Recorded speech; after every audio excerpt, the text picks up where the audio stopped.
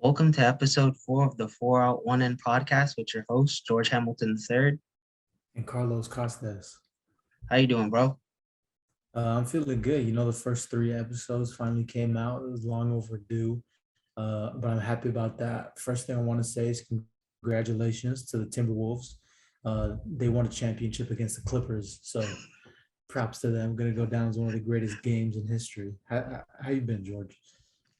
If we're going back to the play-in, the unfortunate news of Paul George on the day of was very, very sad to say the least, because I thought we would beat the Pelicans, as we both did. And it was shocking to see us lose to the Pelicans, but props to them because they are giving the Phoenix Suns a series. Yeah, that boy Bi is not playing around.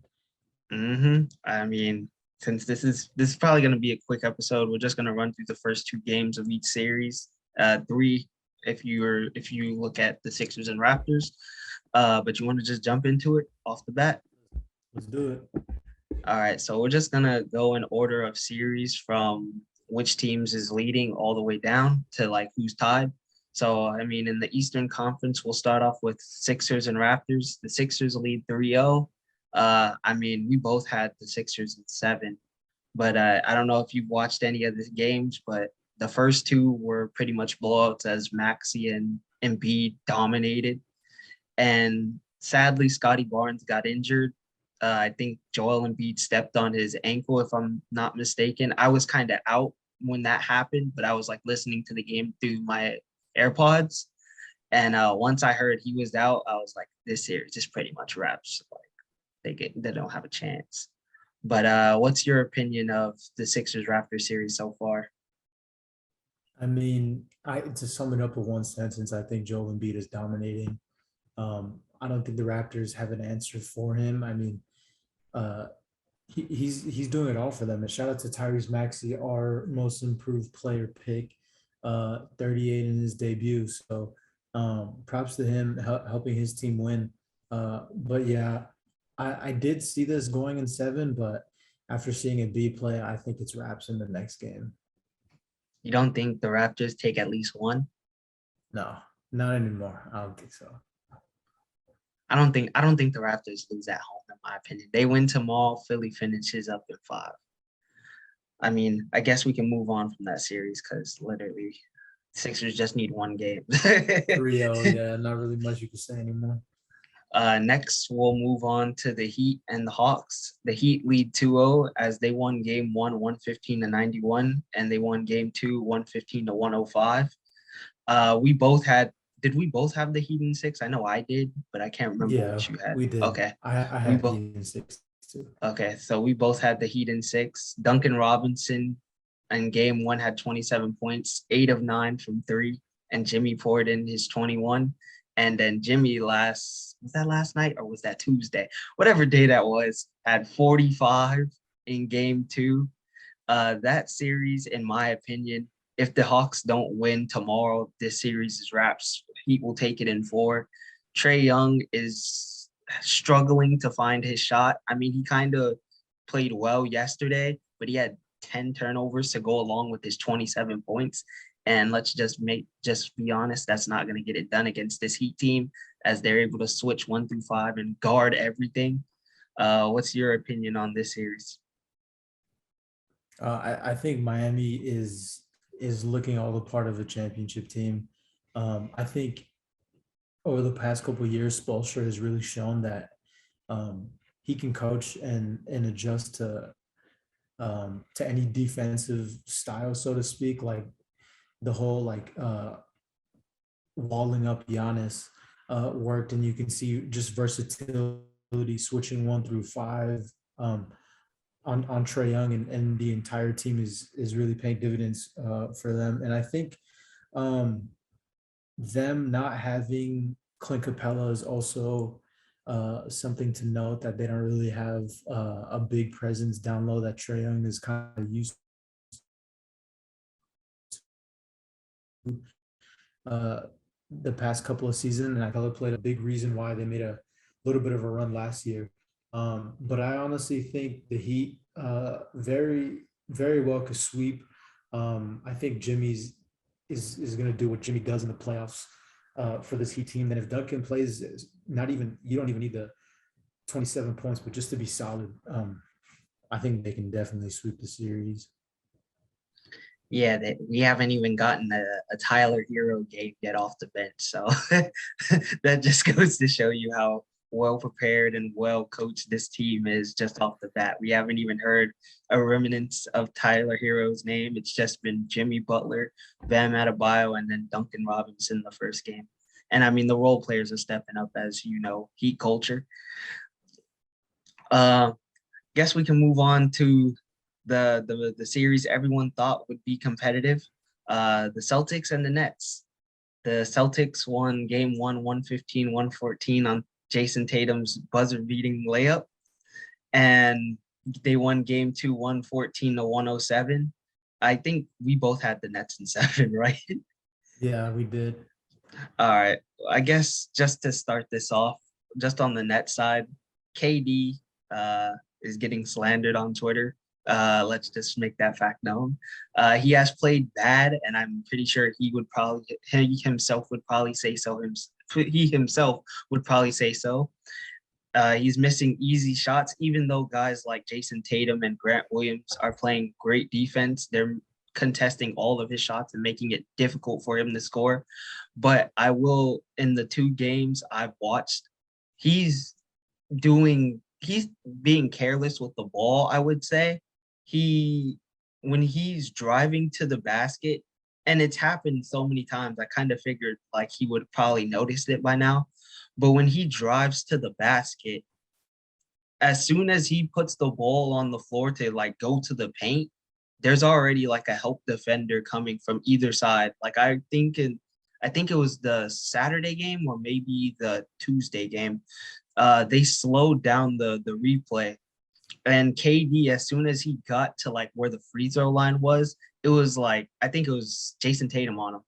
And then as soon as he got to the free throw line, you could just see Marcus Smart and Jaylen Brown at the elbows of the free throw line, and they are just converging on him because they're basically daring a guy like Bruce Brown to shoot the ball. And as for the Celtics, Tatum and Brown stepping up. Tatum had, I think, like what, 36 or something like that in game one. Brown, Jaylen Brown, he's kind of I mean, he's playing well, but if I'm the Celtics fan, I would like to see him kind of go in his bag a little bit. Because if you notice, when Jaylen Brown has a smaller defender like a Patty Mills or a Seth Curry on him, he sort of shoots a jumper instead of using his size or trying to get fouled. I mean, I know Drummond's in there, but Drummond probably isn't going to do as much. He's not really a shot blocker. So I would like to see Jaylen Brown use his height advantage over some of the shorter guards for Brooklyn. But what's your take on this series? From the Celtics, I agree with you with Jaylen Brown not taking advantage of easy buckets like that. I think I've always thought this. He's a tough shot maker, or a tough shot taker and a tough shot maker. But when there's an easy mismatch in front of him, I don't know why he hasn't been taking it. I mean, to his defense, he's been kind of getting in his bag, but kicking it out to shooters. I think from these two games, that's the way I see the Celtics playing. It's a driving and kick team right now, and they've been hitting their shots. But yeah, I think Jaylen Brown definitely can step it up on the offensive side. And I mean, Tatum is doing everything for that team. I think the whole Celtics team, like they look hungry. Like they all look like all five on the floor. They all look like they want it more than the five that Brooklyn always has. And I think that's why you're able to close out these close games like this. And then back to your point that KD's getting doubled every time. I want to say that Jason Tatum is playing phenomenal defense Yeah. on Kevin Durant. People always sleep on his defense, but I mean, he's showing that he can play defense at a very high level. I mean, KD still had 27, but it was on like 4 of 17. So he's not letting anything easy for KD. And then the point that you brought up that they're doubling him on the dribble, Every single time I seen that the defender on Bruce Brown is always the help defender. Mm-hmm. Is always the help defender. And I think who did they play in the play-in? Who did Brooklyn play in the play-in? They played the Cavs the first Oh, they game. played Oh the yeah, Cavs. Cavs. The Cavs, I remember the Cavs, they kind of played KD like high, almost like a full court press type. And then they let Bruce Brown kind of facilitate at the top of the key. But this Celtics team is kind of doing that. But again, you see how they're pressing KD, but to the Celtics defensive credit, they're not even getting the ball to Bruce Brown, and even then, he's not making the same reads because Boston plays such good defense on rotations and help side um, that they don't have it. Oh, also, congrats to Marcus Smart winning Defensive Player of the Year, first guard since Gary Payton to do it. I saw this tweet that said Marcus Smart won the first like damn here like fine here you go like for his award because he's been talking like the talk for so long about winning that award. It was just funny to see that, but um it's going to be interesting to see if the Nets can pick it back up at home. um I don't know if their home crowd is going to be rocking the same way Boston was because that place was loud. uh but I'm super excited to watch this series. And then, yeah, role players for Boston stepping up big.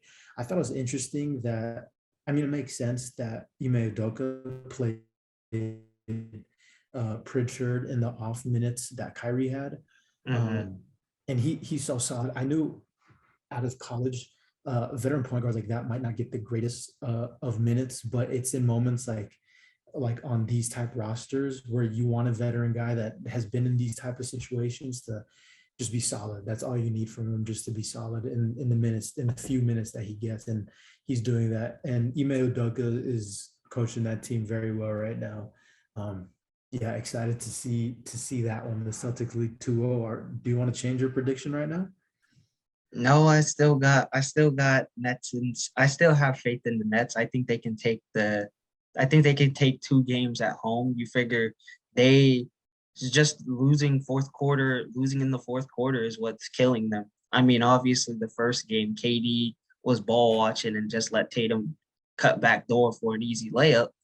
But they're just losing in the fourth quarter. It's not like they're playing bad. And even yesterday's game or Tuesday's game, they basically led it all the way up until mid third quarter, and then the Celtics made a run in the third to keep it close throughout the fourth, and then just turned up in the late fourth quarter, and ended up winning by a very comfortable margin.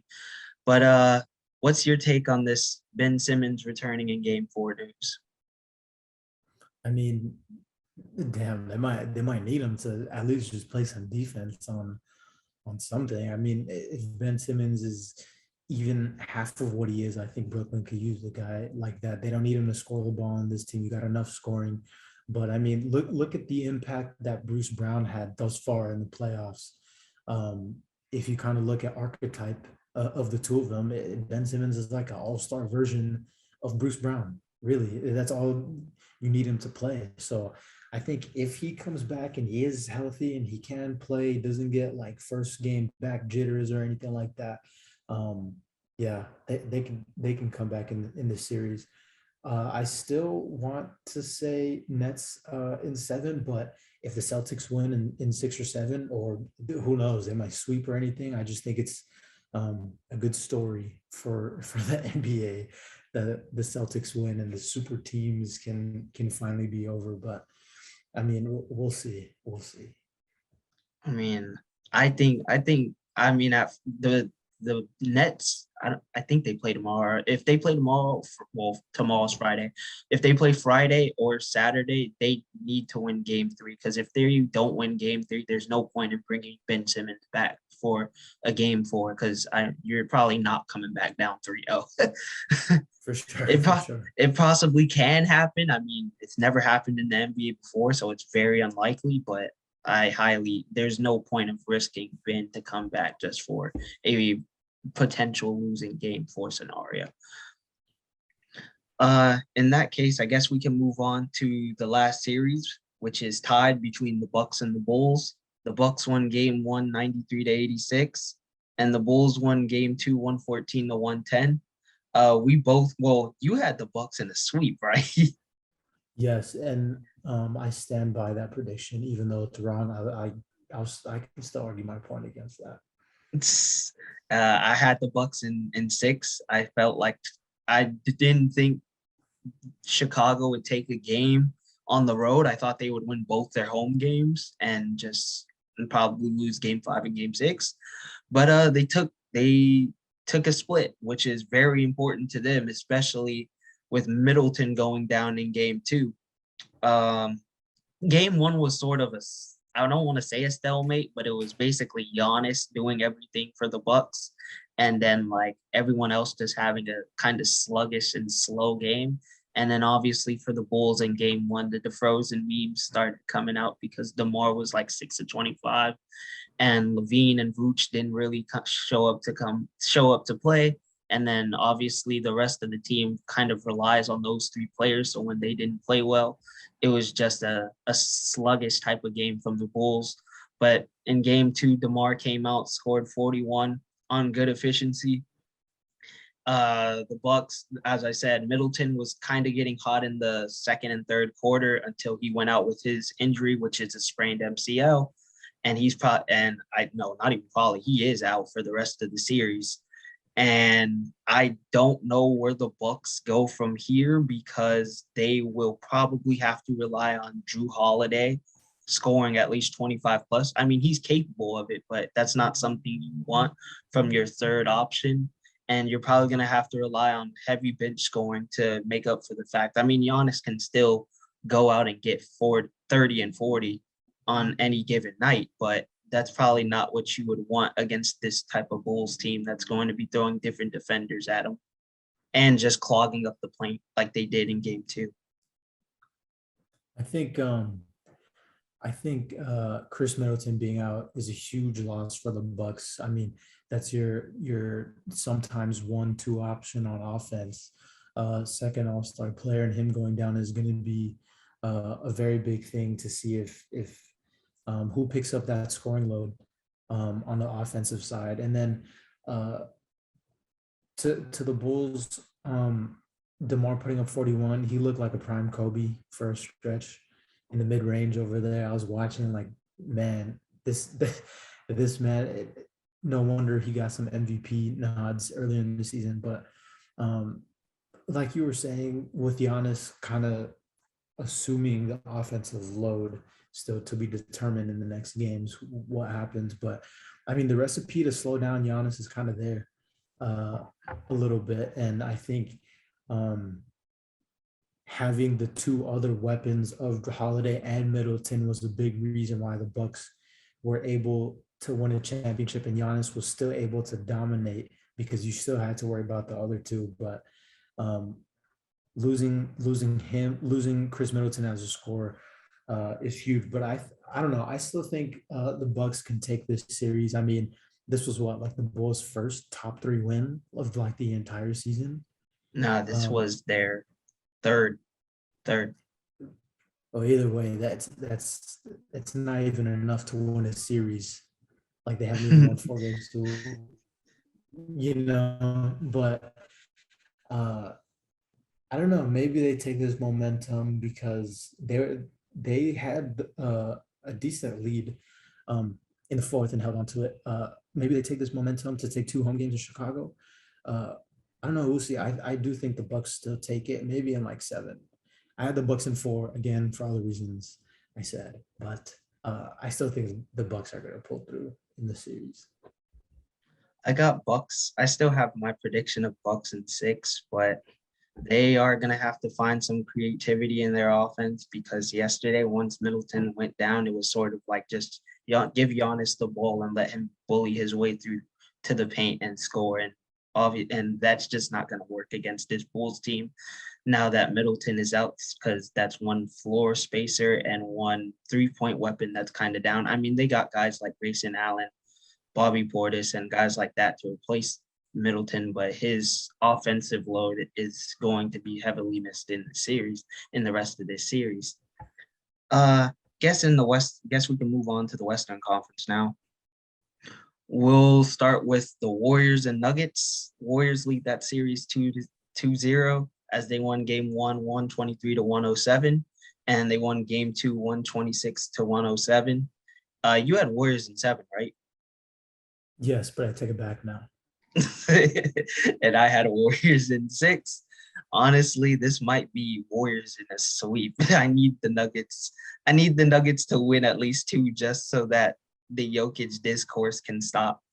But we'll just start with the Warriors first. This new death lineup that is called the PTSD, which honestly, I like the nickname of I Poole, do too. I Thompson, do too. Thompson, Steph, and Draymond, and then you can just add a Wiggins. But that lineup Steve Kerr rolled out in game 2 was phenomenal.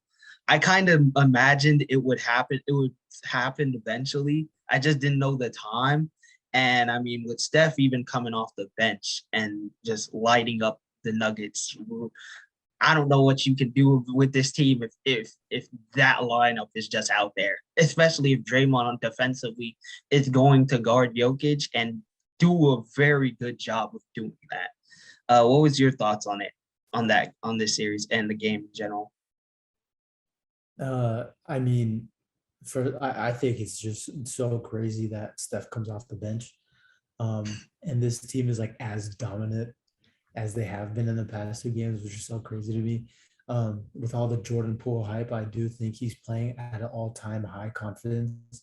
This is like Tyler Hero in the finals esque, well, maybe not the finals, we'll say the playoffs, in the bubble esque confidence that he's playing with. Just to compare the two. Uh, but this team is scary. I don't even know what else to say. This team's scary. And then, yeah, I guess I would say that the Nuggets are kind of playing like Jokic versus the Warriors. This is what this series has turned into because no one else on the Nuggets kind of knows, not even knows, isn't doing, they're not doing anything. It's literally just Jokic trying to will his team to a win. And I mean, there that clip where I think Steph hit a 3, and then you see Will Barton and all of them yelling at each other. Mm-hmm. I think that's every NBA fan watching the Warriors right now, saying, "How are we going to stop this damn team?" But yeah, I I take back my prediction. Warriors sweep. Say that again because you kind of cut out. I'm taking back my prediction. I'm saying Warriors sweep. All right, I guess we can move on to the number 2 seed, or the series. Oh my gosh, the series between the Grizzlies and the Timberwolves, which is tied 1-1 as they're currently playing right now. The Wolves won game 1, 130 to 117, and the Grizzlies won game 2, 124 to 96. I think we both had the Grizzlies in 6, to be honest. First game, Cat showed up, Anthony Edwards showed out. The Grizzlies kind of came out sluggish, and from there it was pretty much game over once the third quarter kind of hit. And one thing that stood out to me was the fact that Cat was kind of dominating Steven Adams as I originally thought that would happen. And going into game 2, Taylor Jenkins made the adjustment of taking oh my god, I almost said Tyler Adams, almost taking Steven Adams off the floor. And that resulted in Xavier Tillman and Brandon Clark getting extra minutes, which ended up helping the Grizzlies in a pretty good way as they dominated game 2 and Ja Morant basically did Ja things and the bench and Desmond Bane showed up. And that was pretty much it. I mean, I kind of stopped watching that game. I think the third quarter hit because I was a blowout and I can't remember which game I switched to, but what were your thoughts on this series and those 2 games in general? You said it. The Grizzlies came out flat in game 1. It was a combination of that and the duo, you could say, of Cat and Anthony Edwards. Shout out to Anthony Edwards. His playoff debut was so fun to watch. I don't know, he's such a fun player to watch. He's one of my favorite players. But the Grizzlies, yeah, I mean, it kind of makes sense. Kind of inexperienced team. This is the first time this young of a team is like 2 seed, playing them, not really a lot of experience on their end. So coming out flat was not surprising. But again, game two, Taylor Jenkins, again, proving that he's a great coach, making adjustments where he needs to. And I think Cat is such a confusing player to me. Like you have no idea what like version of Cat you're getting, if you're gonna get all-star Cat or whatever Cat you got last game. Like he's so hit or miss, which is so like confusing to me. And I understand that Timberwolves fans like having a love-hate relationship with him, because even me on the outside, it's like sometimes I want to watch him because he's amazing, and the other times I'm like, why do I even bother watching this guy? But um I'm sticking with my prediction. I still say Grizzlies in 6. I think them taking a game, taking the Grizzlies taking game 2 back um was big time. And then Minnesota's going to have to prove themselves at home, and I think the Grizzlies are very capable of taking one, if not 2 games on the road. So we'll see how that series plays out. Yeah, well, right. Oh, well, I just looked at the score. The Grizzlies made up. It's now 51-44 at halftime. So they're trying to rally the comeback early in this, hopefully in the second half. We'll see what's going on. I'll keep track of the score. But what stood out to me in game two is Cat only having 7 shot attempts. And it goes back to your point of you never know which Cat, you don't know which Cat you're going to get, because obviously the Grizzlies threw sort of smaller defenders, or I shouldn't say smaller, but defenders that move quicker than Steven Adams. There we go. They that move quicker than Steven Adams, and I'm guessing just by the highlights that I watched, it kind of threw what the Timberwolves wanted to do off. And I mean, Anthony Edwards didn't have the game that he had in game one, so they kind of struggled to find any sort of offense in that game, resulting in them getting blown out. But I guess we can move to the next series, which is the Suns and the Pelicans, which is tied 1-1, going back to New Orleans for game three. The Suns won game one, 110-99, and the Pelicans won game two, 125-114. I mean, we both had the Suns in 4 going into this series, no matter if they played the Wolves or the Timberwolves or the Pelicans. Even though our team is out, they got the Pelicans.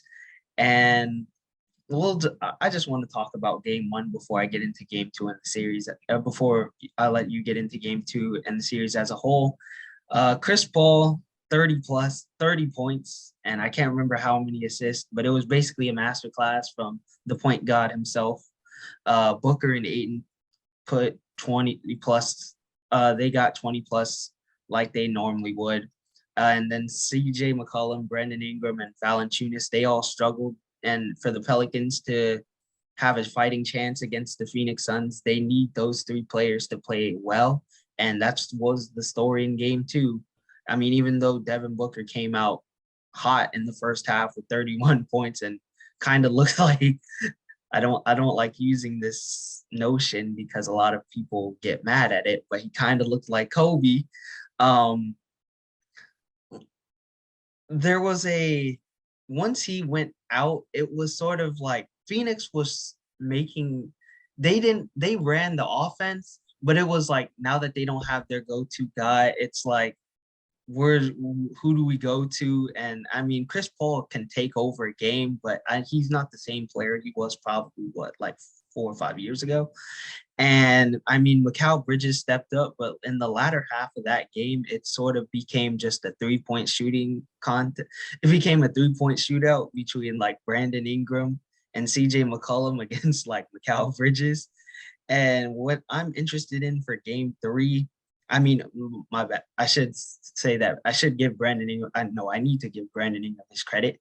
Had 30, 36, or 38 on really good efficiency. And I mean, we're seeing Brandon Ingram sort of a coming out party in his first playoff series, which I'm really happy about.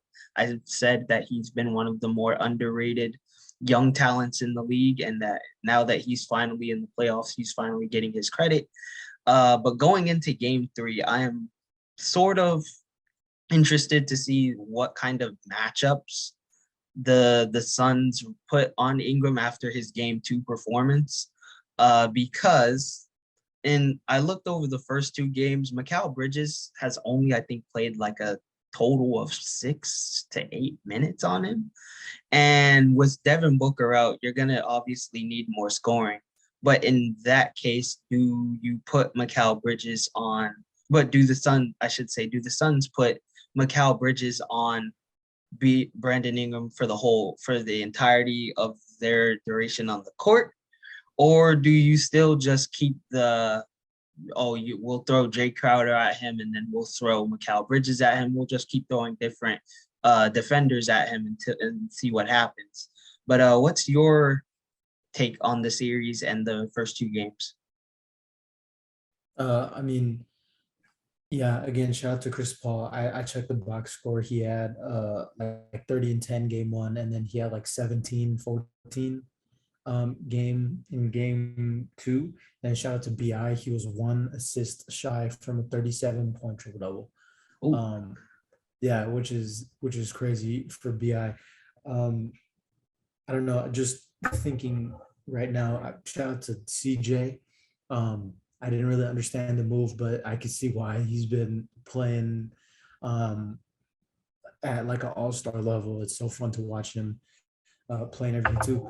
But game 2, or I guess going into game 3, like you said, Mikal Bridges is gonna have to, or Monty Williams is gonna have to figure out what they want to do to stop BI and CJ. I think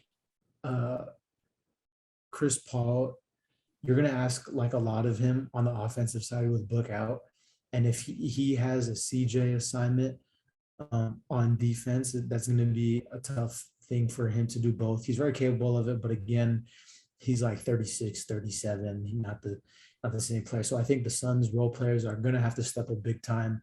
They're going to have to show why they are the number 1 team in the NBA through their depth and everything. I think just to pick up the scoring load, I think it's gonna come from Bridges and Johnson for the most part. I think you're gonna see their numbers go up a little bit. And even though Jay Crowder splits minutes with Cam Johnson, Jay Crowder got to hit some shots, man. Like, this team can only go so far, I think, if the role players don't play to their expectations. And Jay Crowder is not doing that.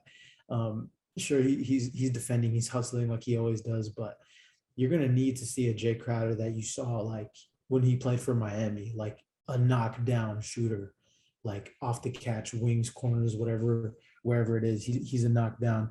And I think Cam Payne is gonna step up, has to step up to being one of the I guess you could say having one of the bigger roles off the bench for that team, stepping into that role. I think we saw a couple times. I'm not really sure when. I don't know. I remember specific games, but Cam Payne and Chris Paul playing on the same floor. Am I imagining this? No, you're right. Right, that's what I was saying, and I remember that little lineup looked pretty good out there. So I'm interested to see if Monty Williams puts that lineup back up, because I don't think they have any guard defenders that can keep up with if you load up the backcourt on the Sun side with scoring. I don't think Jose Alvarado can take the load for all of them. I kind of gonna have to disagree with you on that one. I think Herb Jones, now that he's not gonna be guarding Booker, he's probably just going to get the Chris Paul assignment to make it tough on him.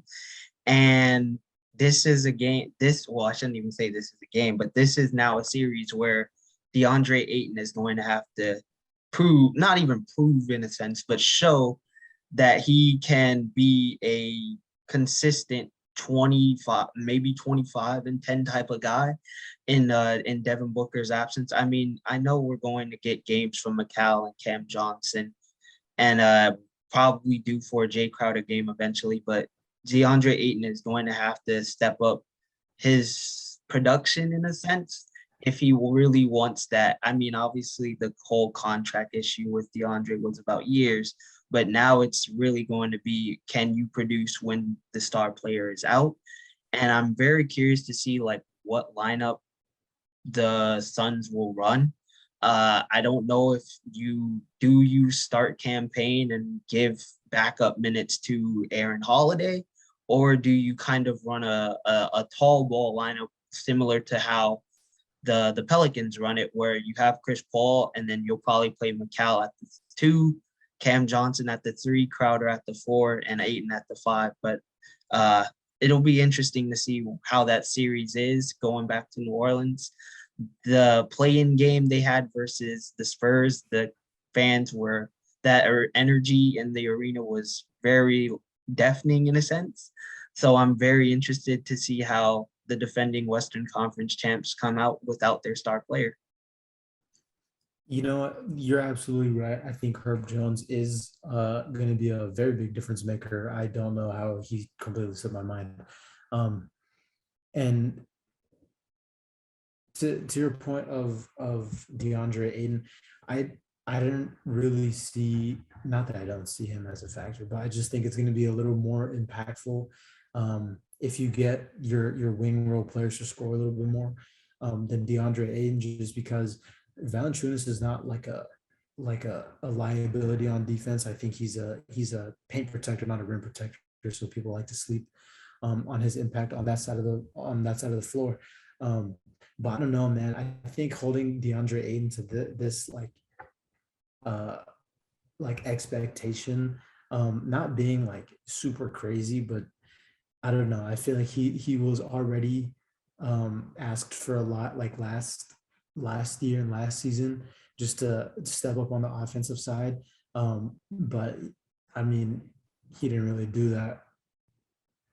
So I don't know. I guess I'm just a little skeptical on how much you're gonna get from DeAndre Ayton, but I think me and you are both rooting for the Suns in this series and in this entire playoffs, really. But